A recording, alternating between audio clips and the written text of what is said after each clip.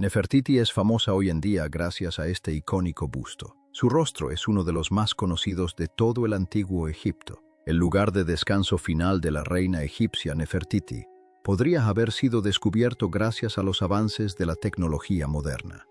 Durante más de un siglo, la belleza de la reina Nefertiti ha sido celebrada como un símbolo perdurable del antiguo Egipto. Su impecable busto, que reposa silenciosamente tras un cristal, ha sido considerado durante mucho tiempo una puerta de entrada a una edad de oro de hace más de 3000 años. Pero ahora, una tomografía computarizada ha examinado bajo la superficie de ese yeso de 33 siglos de antigüedad y ha descubierto una verdad sorprendente. Revela rastros de violencia, de traición, como si tras esa belleza inmutable se escondiera una escena que nunca debió ser vista. Lo que la ciencia acaba de descubrir está empezando a reescribir toda la historia de Nefertiti, un rostro diseñado para gobernar. En 1912, una expedición arqueológica alemana que excavaba en Tel el Marna, las ruinas de la antigua ciudad de Akatán, descubrió un busto esculpido en el taller de un artista llamado Thotmos. No había inscripción, ni título real,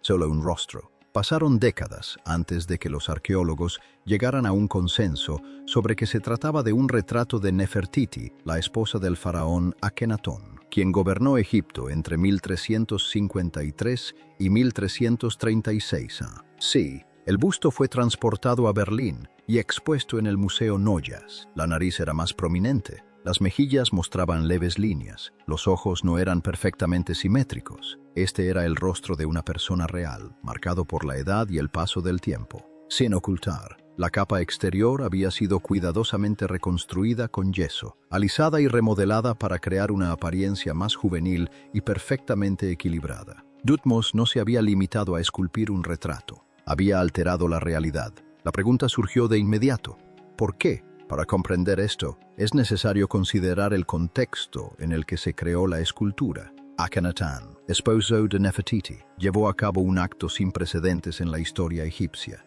Desmanteló por completo el sistema tradicional de culto politeísta, cerró los templos, despojó al sacerdocio de su poder y proclamó la devoción a una sola deidad, el disco solar. Fue la transformación religiosa más radical del antiguo Egipto. En el marco de esta revolución, Nefertiti no fue simplemente una reina, se convirtió en el rostro público de la nueva ideología.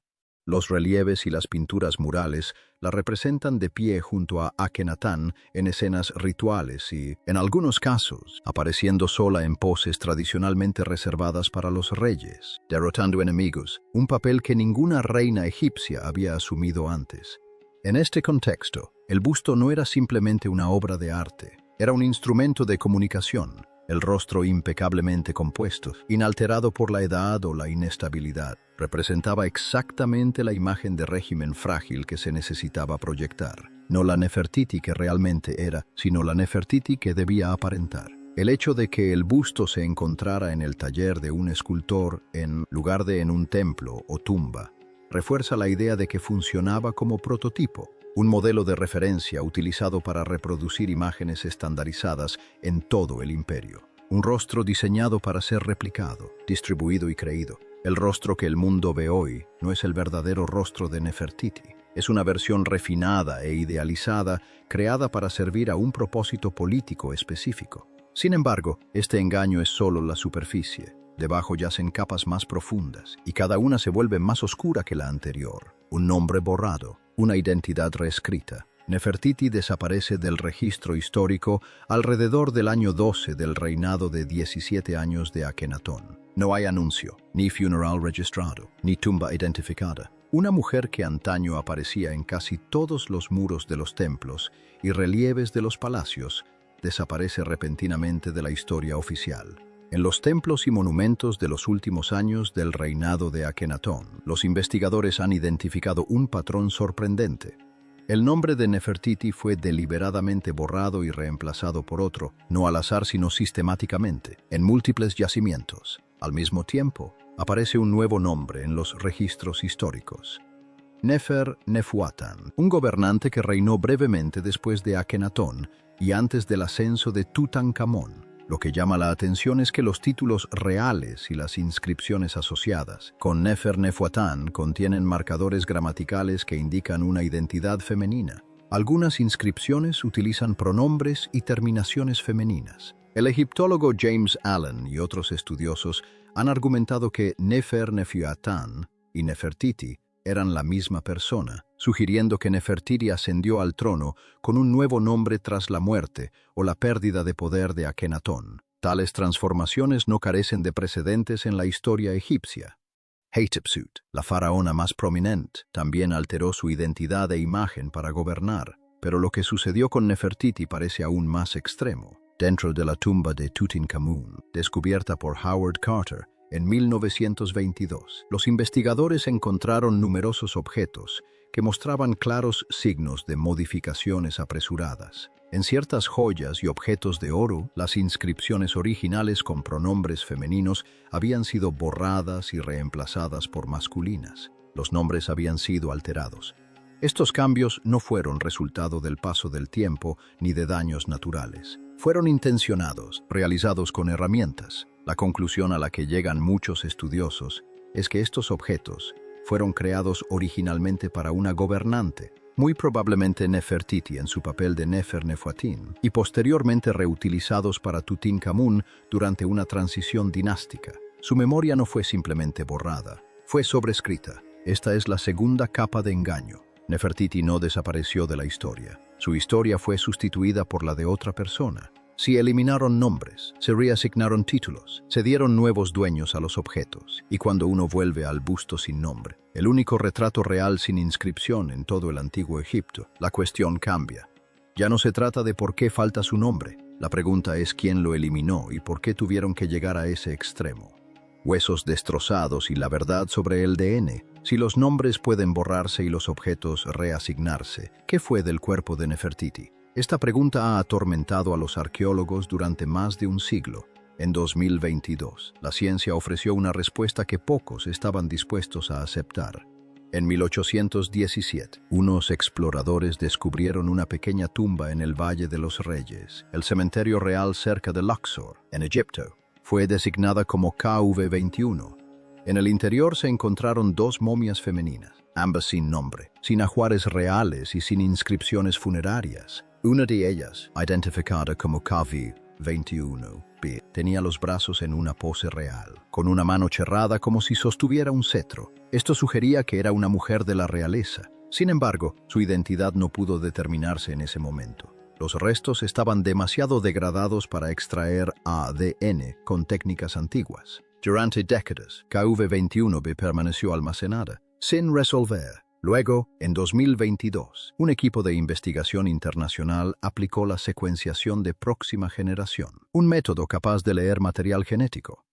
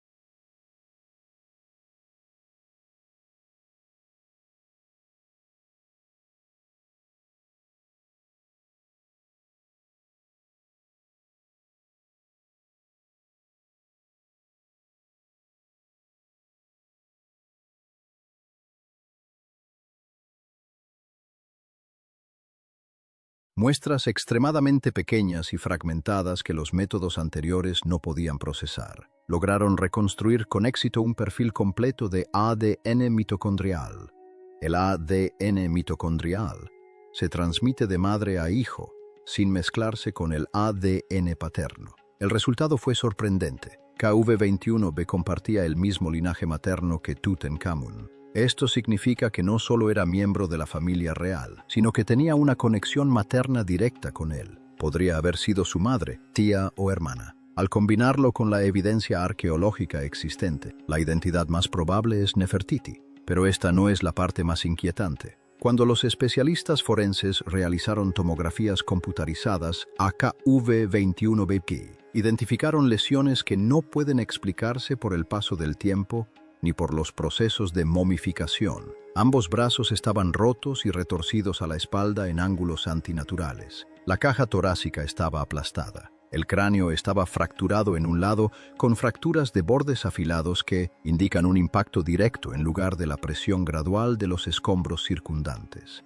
La doctora Zaha Salem, una destacada experta forense de la Universidad de El Cairo, especializada en el análisis de momias, concluyó que estas lesiones ocurrieron alrededor del momento de la muerte. Se trataba de una mujer de la realeza del antiguo Egipto, Tiolta Rango, enterrada sin nombre en una tumba modesta que no se correspondía con su estatus y cuyo esqueleto presentaba claros signos de traumatismo violento. No fue un accidente, ni una enfermedad, sino violencia. Y el busto expuesto en Berlín, con su rostro impecable y sereno, sin nombre, fue creado bajo el mismo sistema de poder que pudo producir semejante final: una tumba oculta tras un muro. En 2015, el egiptólogo británico Nicholas Reeves propuso una teoría que causó gran revuelo en el campo. La tumba de Nefertiti podría estar oculta tras un muro dentro de la cámara funeraria más famosa del mundo, la tumba de Tutankamón, conocida como KV-62. Reeves no llegó a esta idea por mera especulación. Realizó un análisis detallado de escaneos de ultra alta resolución de las paredes de la cámara funeraria, producidos en 2014 por la empresa Factum Arte. En estas imágenes, identificó tenues patrones lineales y contornos sutiles en las paredes norte y oeste que no se alinean con la estructura natural de la piedra caliza. Se asemejan a puertas selladas que han sido enlucidas y pintadas. Su argumento se ve respaldado por varias anomalías. La tumba KV-62 es inusualmente pequeña para un faraón. Su diseño no sigue el estilo real estándar, y hay indicios de que fue construida con prisa. Reeves sugiere que la tumba fue construida originalmente para otra persona, muy probablemente Nefertiti, y que posteriormente se reutilizó para Tutankamón tras su repentina muerte a los 18 o 19 años. Las cámaras funerarias originales, junto con su ocupante previsto, podrían haber sido selladas tras las paredes. En 2016, un equipo de investigación japonés utilizó un radar de penetración terrestre. Reeves ha mantenido su posición. Las autoridades egipcias, hasta el día de hoy, no han permitido ninguna investigación física directa del muro, lo que deja sin respuesta a la pregunta central: ¿descansa Nefertiti a pocos metros de los tesoros de Tutankamón? La única forma de saberlo sería abrir el muro, y eso es precisamente lo que nadie ha podido hacer. Sin embargo, independientemente de si la tumba oculta existe o no, las implicaciones son profundas. Si Nefertiti realmente yace oculta tras ese muro, entonces el ocultamiento es casi perfecto. Una mujer que una vez estuvo al lado de un faraón, ahora puede permanecer oculta bajo el legado de un rey niño que la sucedió. Sin nombre, sin lápida, separada por una delgada barrera de las manos de millones de personas que pasan cada año. Las hijas y una purga sistemática. Si los sucesores del período de Amarna pretendían borrar el legado de Nefertiti, eliminar su nombre y ocultar su cuerpo no habría sido suficiente. Quienes portaban su linaje también debían desaparecer. Y eso es precisamente lo que parece haber sucedido con sus 6 hijas: Meritatan, Meketen, Ankesenpatan, Nefer, Nefuatan, Tasherit, Nefer, Neferuro y Setup. Sus nombres aparecían con frecuencia en las paredes de los templos de Amarna durante los primeros años del reinado de Akenatón. Se les representaba en escenas familiares, rituales religiosos y procesiones reales. Después del año 12, su presencia en los registros históricos comienza a fragmentarse. Se registra que Mechetin, la segunda hija, falleció alrededor del año 14 del reinado. En la tumba real de Amarna, una escena mural muestra a sus padres llorando su cuerpo. Es una de las pocas imágenes emotivas que se conservan de este período. Sin embargo, la escena contiene un detalle desconcertante. Una nodriza sostiene a un recién nacido. En el contexto de una escena aérea, la presencia de un bebé sin explicación alguna resulta inusual. Algunos estudiosos sugieren que Mechatin pudo haber muerto durante el parto, posiblemente en el contexto de una estrecha unión familiar, una práctica documentada dentro de la familia real egipcia. Ankhesenaten, la tercera hija, es el caso mejor documentado. Tras la caída del régimen de Amarna, reaparece con el nombre de Ankh-Amun y se casa con Tutankamón, su hermanastro. No fue una unión por elección propia, sino un acuerdo político para legitimar la sucesión. Tras la temprana muerte de Tután, escribió al rey de los hititas, un poderoso reino de Anatolia, en lo que hoy es Turquía, suplicándole que uno de sus hijos se convirtiera en su esposo, pues se negaba a casarse con uno de sus propios sirvientes. Fue un acto de desesperación de una mujer que había perdido su última fuente de poder. El príncipe hitita enviado en respuesta fue asesinado durante el viaje. Ankhesenaten desaparece de los registros poco después. No hay tumba ni restos. Las 4 hijas restantes no dejan prácticamente rastro más allá de este periodo. No existen registros confirmados de sus muertes. Ninguna momia ha sido identificada definitivamente como perteneciente a ninguna de ellas. De las 6 hijas de una de las mujeres más poderosas de Egipto, la historia oficial solo conserva inscripciones fragmentadas. Esto no es una coincidencia. Cuando Hor, el general que ascendió al poder tras Tutankamón, inició una campaña para borrar el legado de Amarna, no se limitó a eliminar nombres de los muros de los templos. Eliminó a quienes podían reclamar ese legado. Sin tumbas podría existir el culto noerario. Sin cultos religiosos no podía existir poder político en el sistema religioso del antiguo Egipto. Y sin descendientes reconocidos, el linaje de Amarna dejó de existir legal e históricamente, aunque biológicamente pudiera haber perdurado. Un busto sin nombre en Berlín. Un posible cuerpo con huesos destrozados en una tumba sin marcar. 6 hijas borradas de la historia. Esto no fue una casualidad. Fue una campaña, la genética y el precio de un linaje divino. Hay una capa final, y esta no es obra de la intención humana. Está escrita por la propia naturaleza en el ADN de la familia Amarna y ayuda a explicar por qué toda esta dinastía colapsó tan rápida y violentamente. En 2010, un estudio publicado en la revista médica Jamba realizó un análisis genético de varias momias asociadas con Tutankamón. El objetivo original era establecer la identidad y las relaciones familiares, pero los hallazgos fueron mucho más allá de ese objetivo. Los investigadores identificaron pruebas claras de varias generaciones de matrimonios entre parientes cercanos, uniones entre individuos estrechamente emparentados. Esta era una práctica deliberada dentro de la familia real egipcia. Al casarse dentro de la línea real, creían que preservaban un linaje divino. Genéticamente, la consecuencia es la acumulación de genes recesivos dañinos. Estos genes pueden permanecer ocultos cuando solo está presente una copia, pero pueden causar enfermedades cuando se heredan de ambos padres. El Tutankamón es un claro ejemplo. Las tomografías computarizadas revelaron deformidades en sus pies, signos de múltiples afecciones médicas y una estructura ósea frágil. Necesitaba bastones para desplazarse. Varios de estos bastones fueron encontrados en su tumba, no como símbolos de autoridad, sino como herramientas prácticas. Murió alrededor de los 18 o 19 años, probablemente debido a complicaciones derivadas de problemas de salud acumulados. Cuando el perfil de ADN de KBP21B se incluyó en el análisis en 2022, una mutación en particular llamó la atención. Está asociada con trastornos del tejido conectivo, afecciones que afectan los tejidos que unen órganos y huesos. Tales trastornos pueden hacer que los huesos sean más frágiles, retrasar la curación de las lesiones y aumentar el riesgo de hemorragia interna. Junto con la evidencia de trauma violento en KV21B, surge una posibilidad.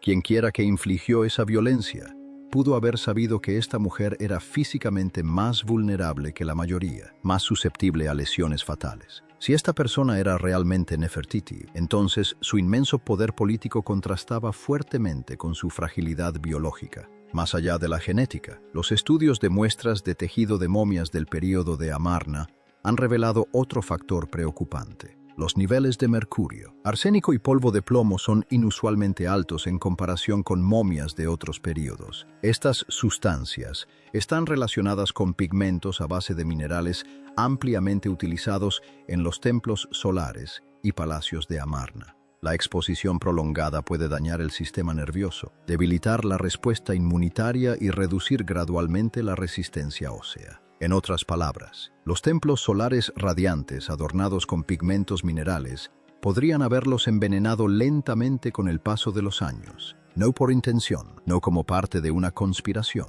pero con un resultado similar. Una familia gobernante con salud deteriorada, sistema inmunitario debilitado y una esperanza de vida más corta. La dinastía de Amarna no solo fracasó políticamente, sino también biológicamente. Y Nefertiti, a pesar de ser una de las más poderosas, no fue inmune a esa realidad. Para comprender qué representa realmente ese rostro, volvamos al busto expuesto en el Museo Neue de Berlín, visto a la luz de todo lo que se ha descubierto.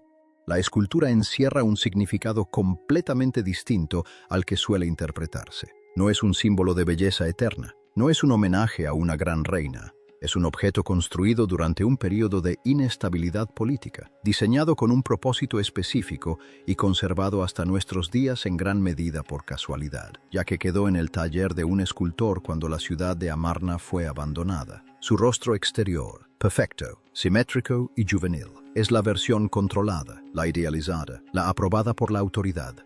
El rostro interior, menos refinado, marcado por líneas sutiles y simetría, se acerca más a la realidad, aunque sigue siendo solo piedra y yeso. La verdadera mujer podría yacer en la tumba número 21, sin nombre, con los huesos rotos, enterrada de una manera indigna de cualquier miembro de la familia real egipcia. Sin embargo, existe una sorprendente paradoja. Quienes borraron el nombre de Nefertiti de los muros del templo, reutilizaron sus objetos, ocultaron su cuerpo y borraron a sus hijas de la historia. Lograron casi todo lo que se propusieron. Su nombre prácticamente desapareció de los registros egipcios durante más de 3000 años. Su tumba permanece sin identificar. Sus hijas no dejaron casi rastro. Sin embargo, hubo algo que no lograron borrar. El busto quedó en el taller de un escultor cuando la ciudad fue abandonada. Nadie se lo llevó. Nadie le quitó el nombre porque nunca lo tuvo. Nadie lo destruyó porque nadie sabía que existía. Permaneció enterrada bajo la arena durante más de 3000 años,